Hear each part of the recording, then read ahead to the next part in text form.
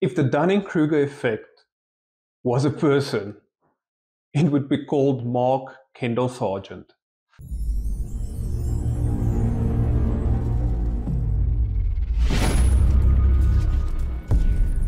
Hi everyone, welcome back to the channel. I'm Heinrich, the real nuclear physicist. When I saw that Mark Sargent released a small video on his channel titled Radiation, I thought, man, this was right up my alley. So let's not waste any time and have a look at it. So my flat earth friends message me and say, Mark, you should talk about radiation. So let's talk. I believe in it. The end. No, seriously, there are some issues with radiation and NASA.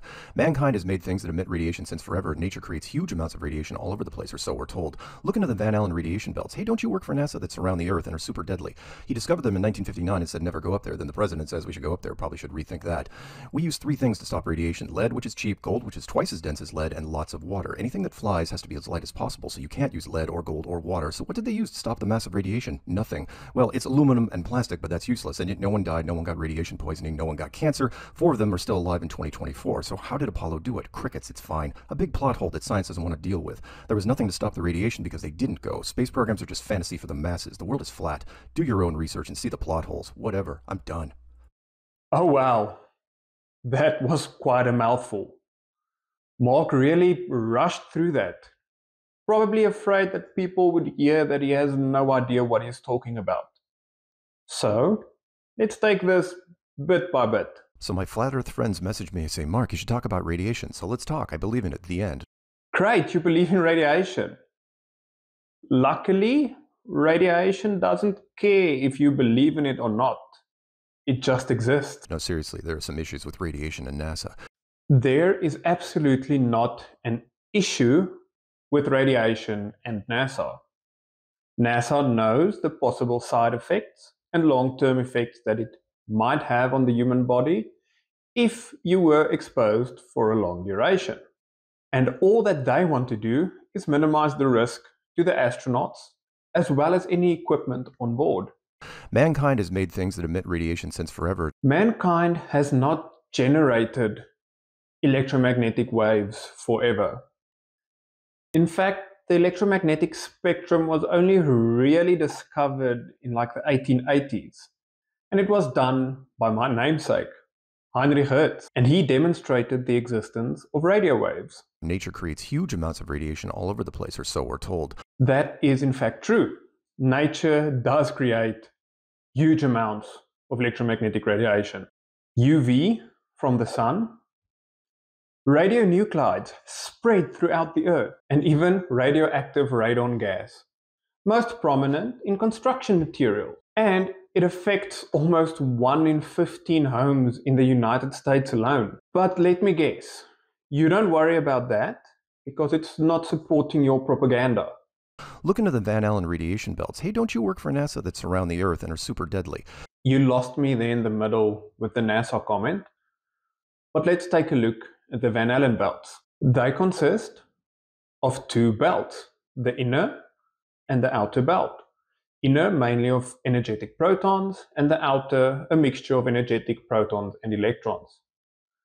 But let's focus on the term belt, as they are belts and not shells. They aren't around the entire Earth. He discovered them in 1959 and said never go up there. Then the president says we should go up there. Probably should rethink that. I cannot find anything related to Dr. Van Allen saying never go up there. He did advise that they are radiation belts and that they might be harmful to humans. But he never said don't go up there. And the reason why the US president said let's go up there, like you put it, is because it was in the middle of the Cold War and they wanted to get the edge on the Soviet Union. We use 3 things to stop radiation. Lead, which is cheap, gold, which is twice as dense as lead, and lots of water. Yes, there are 3 ways to protect yourself from radiation. No, it's not only lead, gold, and water. The 3 ways are time. Reduce your time that you are exposed to the source of the radiation. Distance. Keep a large enough distance away from the source of the radiation. And shielding. Shield yourself or the source of the radiation. And this might be where you think of the lead, gold, and water, but they aren't the only elements capable of shielding from radiation. In fact, everything on Earth has the ability to shield you from radiation if you have enough of it. And in most hospitals, lead and gold isn't used for large-scale shielding. It's aluminium and concrete. The reason why we don't use lead and gold, mainly gold, way too expensive, but lead is soft and malleable. And if you put it on the walls, it would start to sag. And that's where aluminium and concrete comes in. Yes, we use lead aprons, but that's only for a short duration. The lead aprons aren't hanging constantly on walls. Have you ever had an X-ray taken? Now there's dark spots, where all the X-rays pass through and darken the film. And then there's light spots, where your bones are. And the reason for that is the X-ray photons didn't pass through your bones to reach the film to darken it. And your bones aren't made of lead or gold. It's made of calcium and other minerals, which is only proof that calcium and other minerals also has the ability to stop ionizing radiation. Anything that flies has to be as light as possible, so you can't use lead or gold or water. A brick is a lot lighter than a plane, yet the brick can't fly. The only problem with weight and flight is the more weight the object has, the more thrust and lift you require to keep it flying. And the more lift and thrust you need, the more expensive the whole operation becomes. So what did they use to stop the massive radiation? Nothing. Well, it's aluminum and plastic, but that's useless. Like I just said, aluminium is a decent enough absorber of ionizing radiation, and they completely bypassed the inner belt and sped up when they reached the outer belt to spend as little time as possible through the outer belt. And yet no one died, no one got radiation poisoning, no one got cancer. 4 of them are still alive in 2024. The lethal dose for ionizing radiation is around 300 rads in 1 hour. And what the astronauts experienced as they passed through the Van Allen belt was more in the area of 15 rads in 1 hour, which, first of all, is a lot lower than 300 rads, meaning they would have survived. And cancer, being a stochastic effect, doesn't mean if you are exposed to radiation, you will definitely get cancer.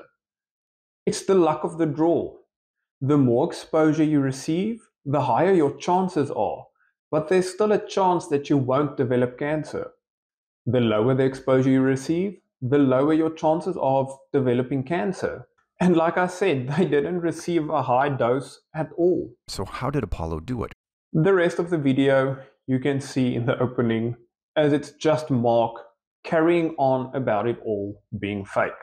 Thank you all for watching, and if you enjoyed this video, hit the like and subscribe button and head down to my channel to see all the rest of my content.